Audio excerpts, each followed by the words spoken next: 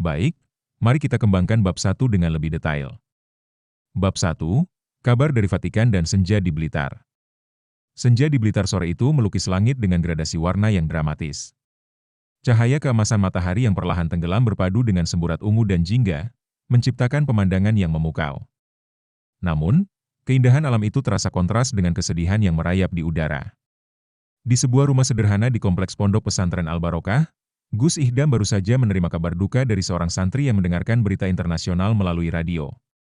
Wafatnya Paus Fransiskus, pemimpin spiritual bagi lebih dari 1 miliar umat Katolik di seluruh dunia, telah mengguncang Vatikan dan menyebar ke seluruh penjuru bumi. Gus Ihdam, seorang ulama muda yang dikenal dengan kearifan dan kelembutannya, terdiam sejenak.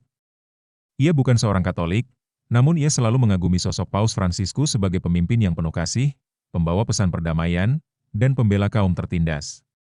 Ia ingat bagaimana Paus Fransiskus sering menyerukan dialog antaragama, mengajak semua umat manusia untuk hidup berdampingan secara damai, dan mengkritik ketidakadilan global. Ia ingat ketika Paus Fransiskus mengunjungi Indonesia dan menyerukan persatuan. Kita semua adalah saudara, anak-anak dari satu Tuhan. Gus Ihdam mengingat kata-kata itu. Sore itu, setelah menerima kabar duka, Gus Ihdam merasa ada sesuatu yang berat di hatinya. Ia merasakan kehilangan, seolah-olah kehilangan seorang sahabat yang belum pernah ia temui. Ia membayangkan kesedihan yang dirasakan oleh jutaan umat Katolik di seluruh dunia, dan ia berdoa dalam hati agar jiwa Paus Fransiskus mendapatkan tempat yang layak di sisi Tuhan. Saat matahari mulai terbenam sepenuhnya, Gus Ihdam beranjak dari kursinya dan berjalan menuju Masjid Pondok.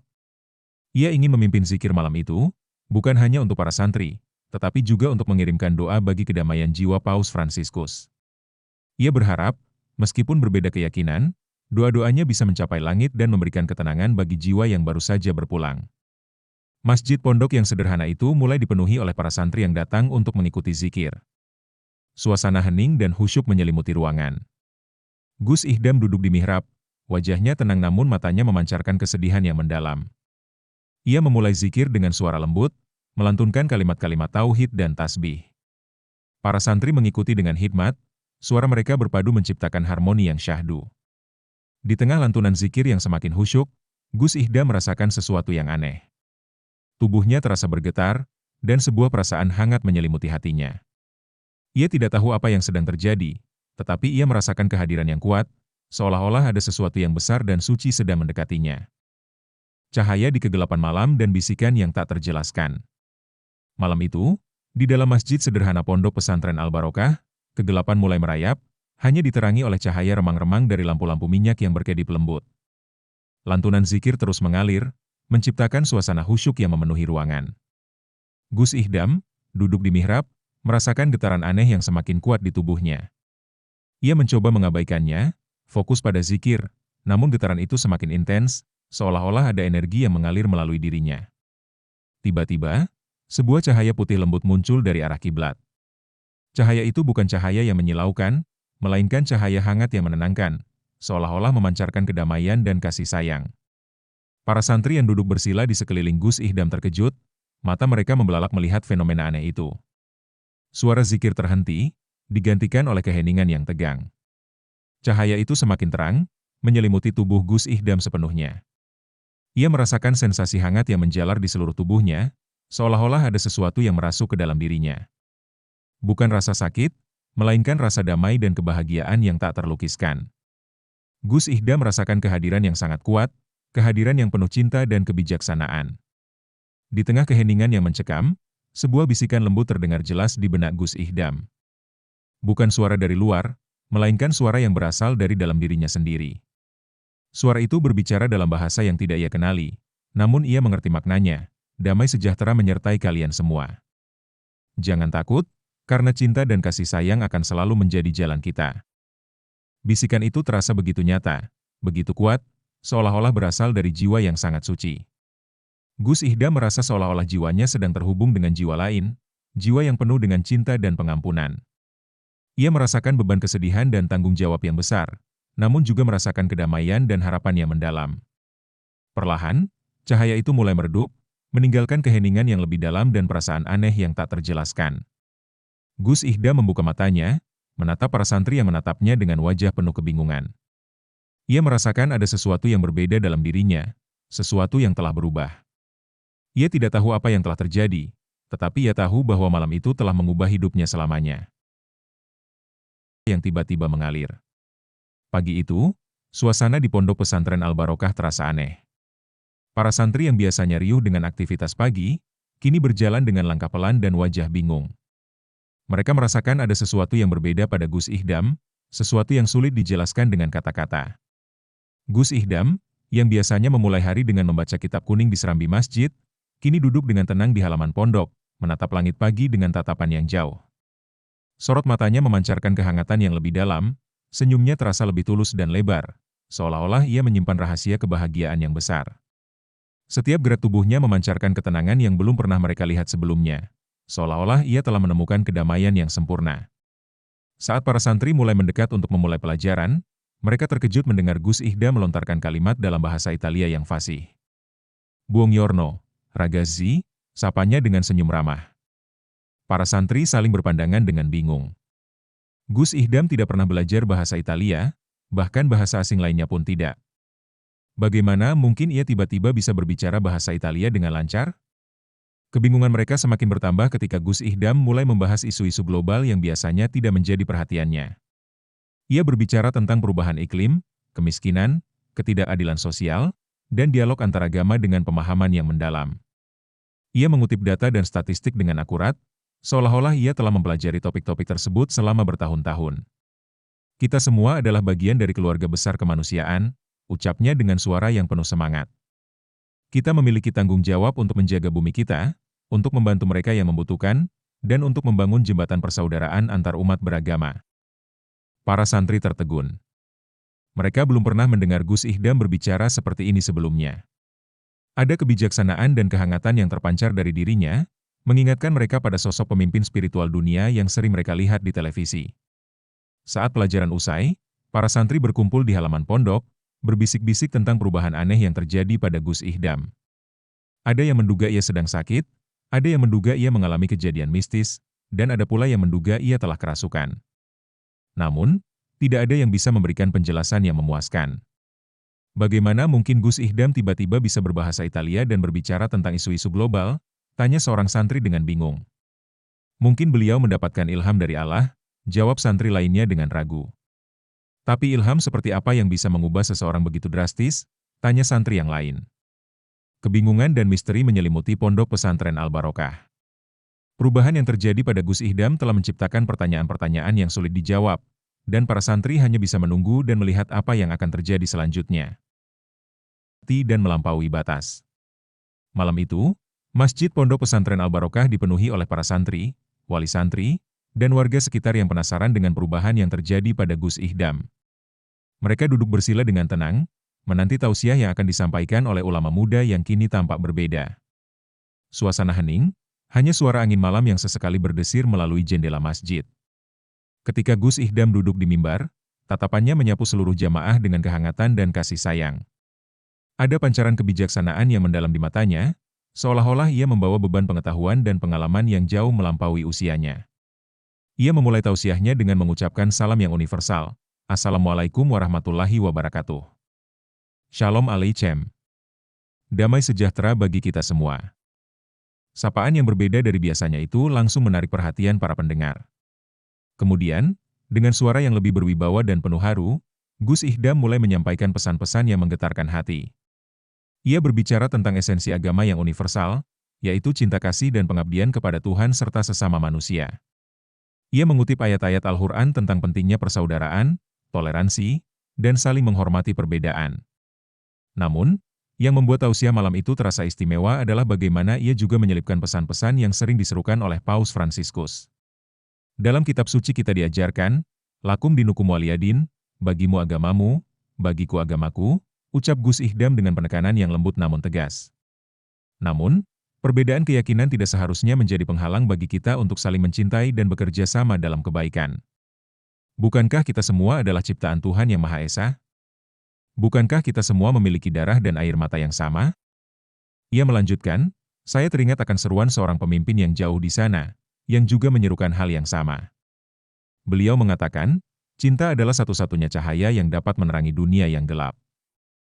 Cinta yang melampaui batas-batas agama, suku, dan bangsa. Cinta yang mampu menyembuhkan luka dan membangun jembatan persahabatan. Gus Ihdam juga menyinggung isu-isu global dengan kepedulian yang mendalam. Ia berbicara tentang penderitaan kaum miskin dan tertindas di berbagai belahan dunia, tentang pentingnya menjaga lingkungan hidup sebagai amanah dari Tuhan, dan tentang bahaya konflik dan peperangan yang hanya membawa kehancuran. Kata-katanya penuh dengan empati dan harapan, mengajak para pendengar untuk lebih peduli terhadap sesama dan dunia di sekitar mereka. Kita tidak bisa hanya berdiam diri melihat ketidakadilan terjadi, serunya dengan suara yang bergetar. Kita memiliki tanggung jawab untuk menjadi agen perubahan, untuk menyebarkan kebaikan dan kedamaian dimanapun kita berada. Ingatlah, sekecil apapun kebaikan yang kita lakukan, ia akan memberikan dampak yang besar bagi dunia ini.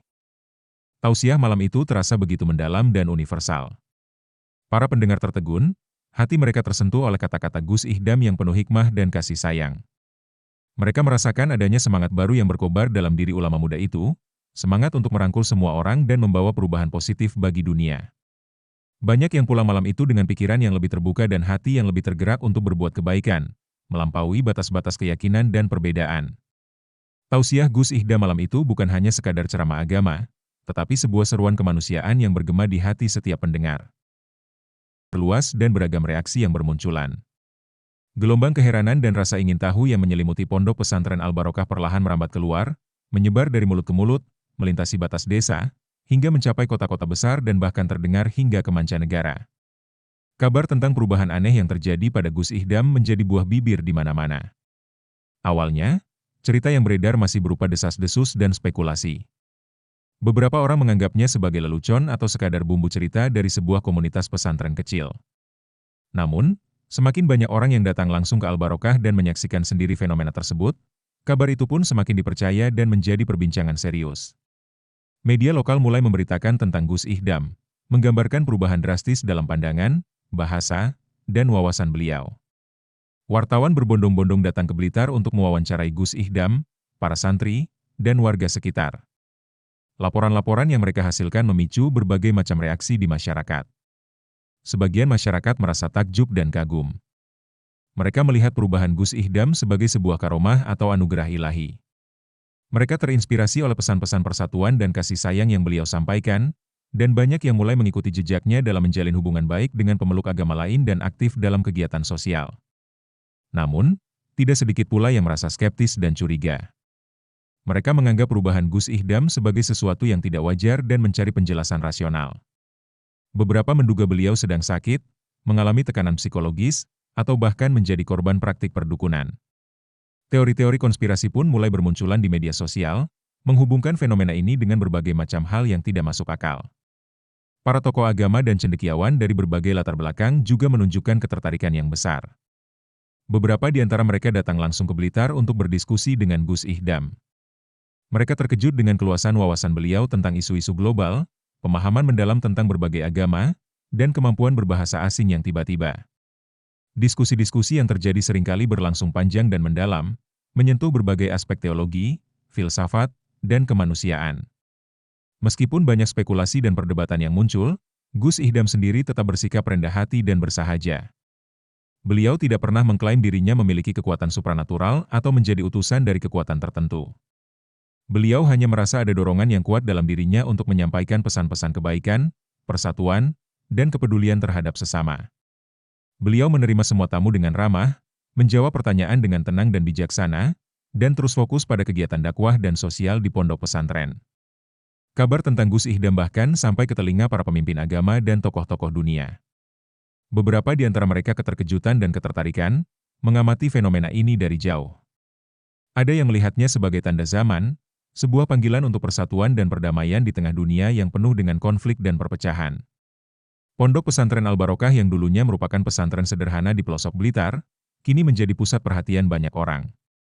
Kedatangan tamu dari berbagai kalangan semakin sering, membawa beragam pertanyaan, harapan, dan juga keraguan. Namun, di tengah hiruk-pikuk perhatian publik, Gus Ihdam tetap teguh pada misinya untuk menebarkan kedamaian dan kasih sayang, mengikuti bisikan lembut yang pernah ia dengar di malam zikir yang penuh misteri. Baik, mari jejak damai di bumi Blitar dan warisan yang melampaui zaman. Hiruk-pikuk perhatian media dan rasa ingin tahu publik terhadap Gus Ihdam perlahan mereda seiring berjalannya waktu. Namun, dampak perubahan yang terjadi pada dirinya justru semakin terasa dan mengakar kuat di bumi Blitar dan sekitarnya. Pondok Pesantren Al-Barokah, yang kini dikenal sebagai pusat dialog dan toleransi, terus didatangi oleh orang-orang dari berbagai latar belakang agama dan sosial. Mereka datang untuk belajar tentang persaudaraan, kedamaian, dan pentingnya hidup berdampingan secara harmonis. Gus Ihdam, dengan kebijaksanaan dan kehangatan yang terpancar dari dirinya, terus aktif menjalin silaturahmi dengan para tokoh agama lain. Pertemuan-pertemuan lintas iman yang diinisiasinya menjadi wadah untuk saling memahami, menghilangkan prasangka, dan membangun kerjasama dalam berbagai kegiatan sosial. Bersama-sama, mereka mengadvokasi isu-isu kemanusiaan, membantu masyarakat yang membutuhkan tanpa memandang perbedaan, dan menyuarakan pentingnya menjaga lingkungan hidup. Berbagai kegiatan sosial yang diinisiasi oleh Gus Ihdam dan para santri juga semakin meluas. Mereka mendirikan rumah singgah untuk anak-anak jalanan, memberikan bantuan kepada korban bencana alam, dan mengadakan pelatihan keterampilan bagi masyarakat kurang mampu. Semangat gotong royong dan kepedulian terhadap sesama yang ditularkan oleh Gus Ihdam telah menginspirasi banyak orang untuk melakukan hal serupa di komunitas mereka masing-masing. Meskipun misteri tentang bagaimana perubahan itu terjadi pada dirinya tidak pernah sepenuhnya terpecahkan, banyak yang percaya bahwa ada kehendak ilahi di balik fenomena ini. Mereka melihatnya sebagai sebuah pesan universal tentang pentingnya cinta dan kasih sayang, sebuah panggilan untuk melampaui batas-batas perbedaan dan membangun dunia yang lebih damai dan adil. Gus Ihdam sendiri tidak pernah mencari popularitas atau pengakuan. Ia tetaplah sosok ulama sederhana yang setia pada nilai-nilai pesantren. Namun, pengaruhnya kini jauh lebih besar, melampaui batas-batas agama dan wilayah. Pesan-pesan tentang persatuan, toleransi, dan kepedulian yang ia sampaikan telah menginspirasi banyak orang untuk merenungkan kembali arti kemanusiaan dan pentingnya hidup berdampingan secara damai. Di akhir hayatnya, Gus Ihdam meninggalkan warisan yang tak ternilai harganya. Bukan hanya pondok pesantren yang berkembang menjadi pusat perdamaian, tetapi juga semangat persaudaraan dan toleransi yang telah ia tanamkan dalam hati banyak orang. Jejak kebaikan dan kedamaian yang ia torehkan di bumi Blitar akan terus dikenang dan diwariskan dari generasi ke generasi. Banyak yang percaya bahwa arwah seorang pemimpin dunia yang penuh kasih, yang telah berpulang ke rahmatullah, telah menemukan jalan untuk terus berkarya melalui jiwa seorang ulama sederhana di Jawa Timur. Sebuah perpaduan yang unik, sebuah misteri ilahi yang mengajarkan tentang universalitas cinta dan kasih sayang, meninggalkan jejak damai yang abadi di bumi Indonesia. Kisah tentang Gus Ihdam menjadi pengingat bahwa kebaikan dan kedamaian dapat tumbuh di mana saja, melalui siapa saja, dan akan terus bergema melampaui batas-batas keyakinan dan zaman.